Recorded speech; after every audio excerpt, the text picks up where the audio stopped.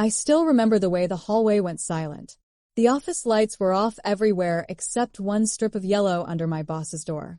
I reached for the handle, ready to be helpful, and instead heard my own life being discussed like a problem on a checklist.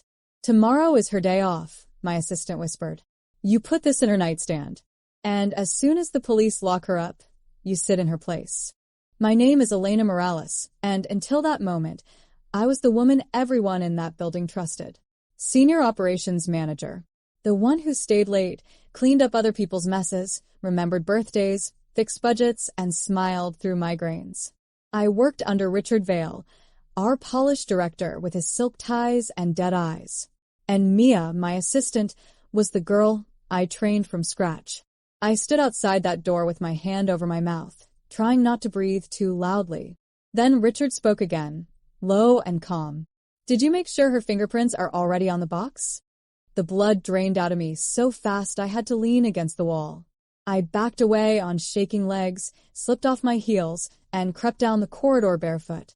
By the time I reached the parking garage, I was already dialing the only person I could trust. She picked up on the second ring. "Hello, daughter." And that's when I knew this was bigger than work. I gripped the steering wheel so hard my fingers went numb. "Mom," I whispered, scanning the empty parking garage like someone might be watching. "I think they're trying to set me up." There was a pause. Not confusion, recognition. "Start from the beginning, Elena," she said, her voice turning sharp in that way I hadn't heard since childhood. The tone she used when something was very, very wrong. So I told her everything. The light, the voices, Mia, Richard, the box. When I finished, she didn't comfort me. She didn't even sound surprised. Instead, she asked, "Do you still have the spare key to your apartment?" My stomach dropped. "Yes, why?" "Good. Don't go home." That's when it hit me. This wasn't just some office politics gone too far. This was planned, precise. And suddenly, everything from the past few months started rearranging itself in my head. Mia insisting on organizing my workspace. Richard pushing me to take tomorrow off. "You deserve a break, Elena."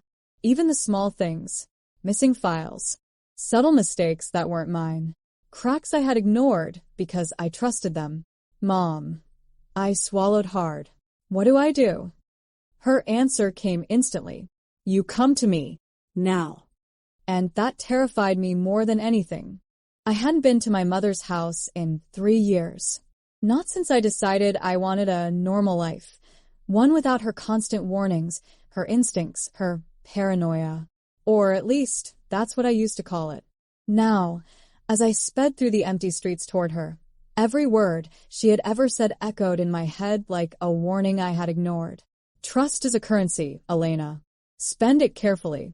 I pulled into her driveway just after midnight. The porch light was already on. She opened the door before I could knock. Inside. Quickly. No hug. No questions. Just urgency. Her house smelled the same, lavender and old books, but something felt different. Controlled. Alert. I barely sat down before she placed a small black case on the table. "What is that?" I asked. "Your advantage," she said simply. I stared at her. "Mom, I don't even know what they're planning to plan on me." She gave me a long look, the kind that meant she already knew more than I did. "They're not just framing you, Elena," she said quietly. My chest tightened. "Then what?" She slid the case toward me and clicked it open. Inside was a sleek audio recorder and a photograph of Richard, talking to someone I never expected. And the moment I recognized the second person in that picture, everything inside me snapped. The photo slipped from my fingers and hit the table with a soft, final sound. That's Judge Armin," I said, my voice barely there. The same judge who handled corporate fraud cases. The same judge who would decide my fate if I were arrested. My mother nodded slowly. "They're not just setting you up. They've already secured the outcome." A chill crawled up my spine. This wasn't sabotage. This was execution. The next morning, I didn't go to work. Instead, I watched. At 9:12 a.m., my phone exploded with notifications. Calls, messages, emails. Then Mia's name flashed across the screen. "Elena, where are you?" she said, breathless, almost convincing. The police are here. They found something in your apartment. You need to come. I hung up. My hands were steady now. I opened the news. Senior manager accused of corporate data theft. Arrest imminent. My photo was already there. Smiling. Professional. Destroyed. They didn't even wait for me to show up. They buried me publicly first. And as I sat there, watching my life collapse on a screen, I realized something. They hadn't planned for me to disappear. For the first time in hours, I stopped shaking. There's a strange kind of clarity that comes when your life is already in ruins. No more fear of losing anything because it's already gone. They think you'll panic, my mother said, watching me closely. Run. Make mistakes. I nodded slowly. Good, she added, because panic is predictable. I leaned back in the chair, staring at my own face on the news. Mia had my job now.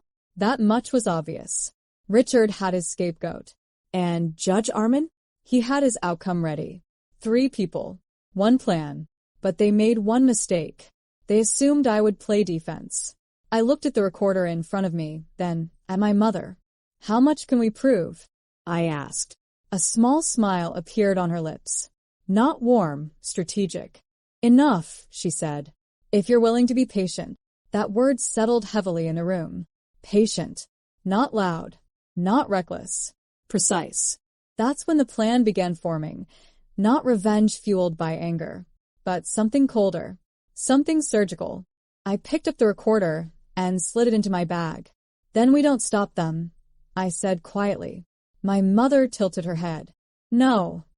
I met her eyes. We let them think they've already won. And then we take everything back. The first move was silence. No calls. No statements. No desperate messages trying to clear my name. I vanished. Meanwhile, they performed exactly as expected. By day 2, Mia was already sitting at my desk, answering emails, signing documents, stepping into meetings like she'd earned it. Richard praised her publicly. She's been stepping up for months, he told the team. Months. So it had been planned.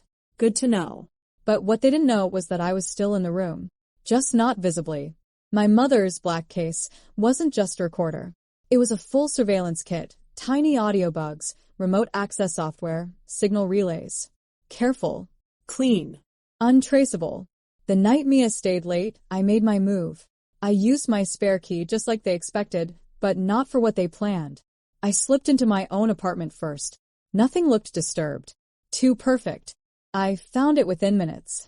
A small velvet box tucked neatly in my nightstand. I didn't touch it. Instead, I planted something of my own. A pin-sized camera. Then I left. Because tomorrow, they were coming back to finish the setup. And this time, I would be watching. The next night, I sat in my mother's living room, lights off, laptop glowing in the dark. We watched my apartment like it was a live show. At exactly 10:47 p.m., the lock clicked. Mia stepped in first. Calm, careful, confident. Behind her, Richard. No hesitation, no fear. Because in their world, I was already gone. Quick, Mia whispered. She won't be back. Richard walked straight to my bedroom like he owned it. My chest tightened, but I didn't move, didn't breathe. This was it. The moment everything would either break or be proven. Mia pulled gloves from her bag and handed him a small sealed packet. That's the last piece, she said. Once this is in, it's airtight. Richard smirked. And by tomorrow, she's a criminal. They opened my nightstand, pulled out the velvet box, then added something inside it, small, metallic.